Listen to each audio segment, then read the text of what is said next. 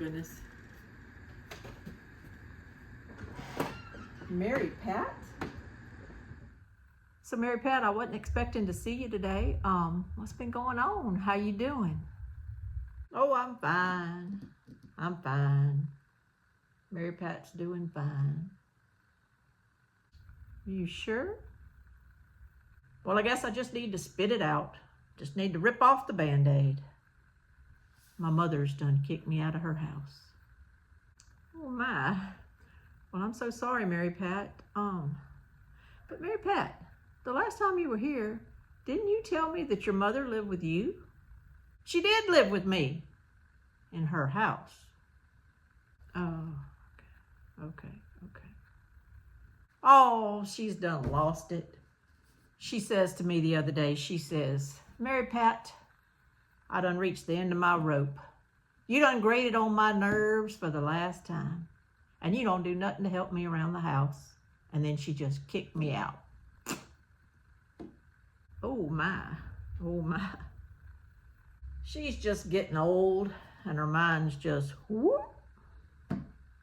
Well, Mary Pat, I'm sure sorry that your mother and you are having this kind of trouble. That's a tough situation. Yep.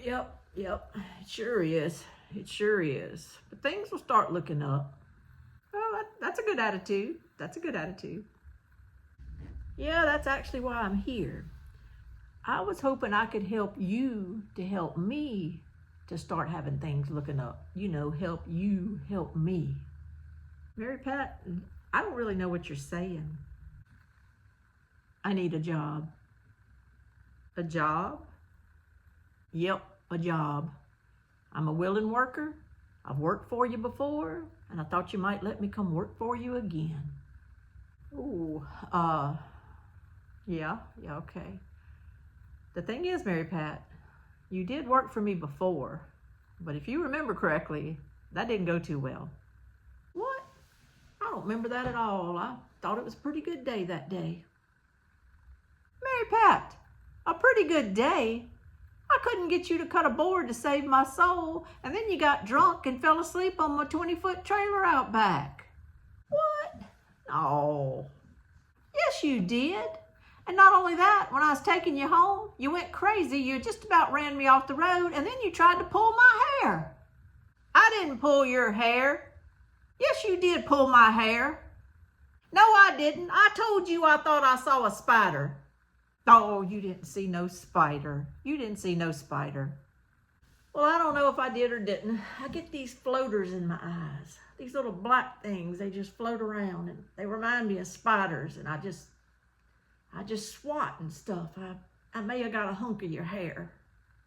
Okay, Mary Pat, okay. Let's just put that day behind us. Let's just be done with it and start over. How about that? About that job. Well, okay. I guess if you're in a big bind, I could try to help you out. I need to kind of get my garden beds ready for the fall. So maybe if I worked on getting my garden beds ready, you could work on maybe starting to mow my yard. Mowing? You ain't talking about using one of them push mowers, are you? Well, I've got a push mower, but our yard's big, so no, we were going to use the riding mower. A riding mower? Oh goodness, a riding mower. And I guess you got divots in your yard. Divots? Yeah, divots, or tailbone crackers as I call them. And I saw them trees out there. You probably got roots sticking up all over the place. Well, Mary Pat, I've never seen too many trees that don't have roots, so yes, I would probably say I have some roots out in the yard. That's what I figured. You could bounce so hard on one of them roots, you could split a kidney. You add a divot to that root, I could be bouncing so hard I'll crack my spine like a dried up cowpea pod. So I'm guessing it's a no-go on mowing the yard? Not unless you're prepared to add me to your insurance policy. Well, then it's definitely a no-go. So let me see, what else could we do? Oh yeah, I do have another project. I need to kind of fence in the bottom of my back porch. I need to kind of maybe use some boards and make some frames around the outer posts. and I'm going to put some chicken wire and stuff on it because my dogs in this heat have been going under my brand new back porch and digging holes. They like to do that. So maybe you could help me, Mary Pat, frame in that back porch and get that taken care of so my dogs can't get under it anymore. That's a possibility, I guess. What'll it involve? Well, I'll have to set my saw up again like I did last time you were here. And we're going to need to cut some boards that'll especially go along the bottom so that I can attach that chicken wire to it so they can't push the chicken wire in. So this time, Mary Pat, do you think I can get you to maybe cut a few boards for me? You think you'll actually cut them this time? Mary Pat don't have a problem cutting boards. Mary Pat can run a saw with the best of them.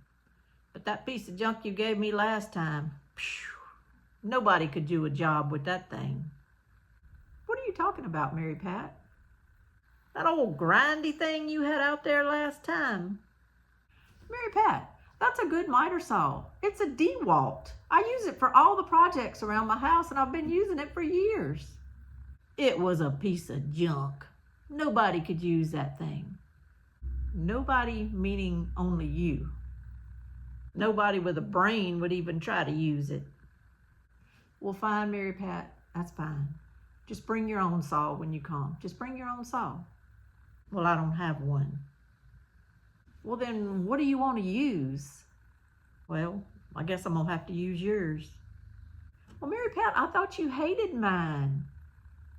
You just got to take lemons and make lemonade. That's what life's all about. Adapt, adapt, adapt.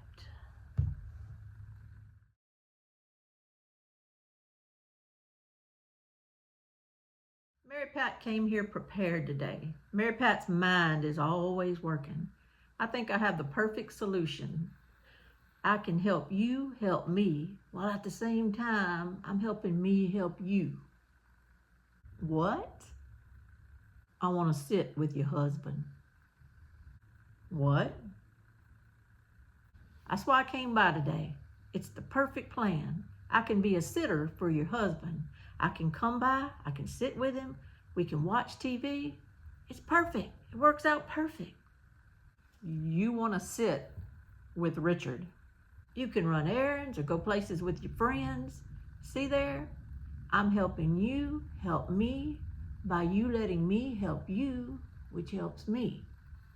You want to come here and be in my house when I'm gone. Yep. You want me to leave Richard alone with you. Yep. Mary Pat, do you know what all is involved with being a sitter? What do you mean? It's called being a sitter. You sit. I'll come by and sit. That ain't hard. Well, it's called sitting, but there's a lot more to it than that. Like what? Well, for one thing, Mary Pat, you'll have to do a little cooking. What? Cooking? You mean you wouldn't leave us anything to eat here? What kind of wife are you? I just mean you might have to fix a sandwich or maybe make some toast and eggs, something simple like that. That sounds like something you could do before you leave. I mean, if somebody's going to come by and do something so important like sit with your husband, seems like you'd leave them a little something to eat. I mean, come on. Okay, well, forget about the food. But in order to help the primary caregiver, which would be me, sitters, when they come, usually will be willing to do a little light house cleaning. House cleaning? You want me to wash your dogs while I'm at it? No, you don't have to wash the dogs, but a little light housekeeping is pretty standard.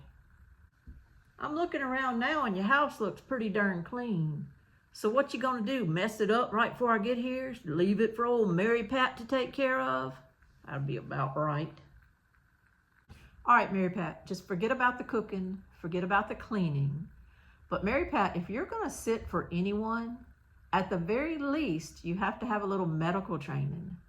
Do you have any medical training, Mary Pat? Medical training? You mean you want me to cook and clean and you want me to have medical training? Well, you have to be able to take care of the person you're sitting with. But darn, if I had medical training, I'd be working in the medical field. I wouldn't be coming by this house to sit. So you don't have any medical training at all? No, I don't have no fancy smancy medical training, but I got a finger. A what? Yeah, a finger. I don't need no 10 years of medical training to do this. 911. Call somebody. Call somebody that's sat in medical training for 10 years. Anybody can call 911, even a kid.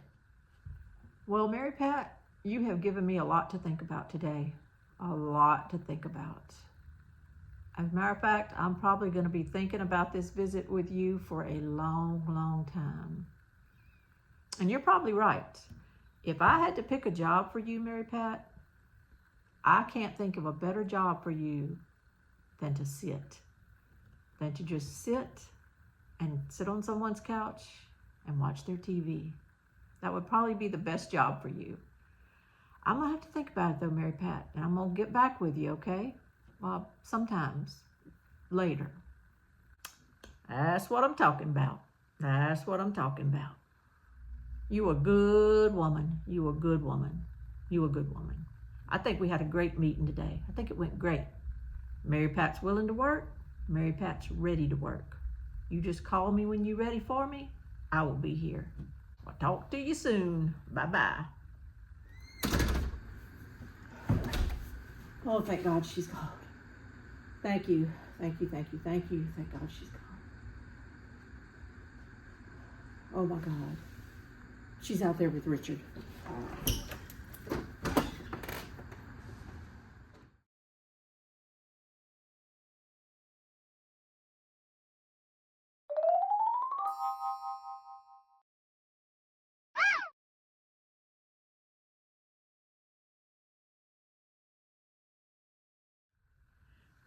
I'm looking around now and your house looks pretty darn clean. So what you gonna do, mess it up right before I get here? Leave it for old Mary Pat to take care of? That'd be about right.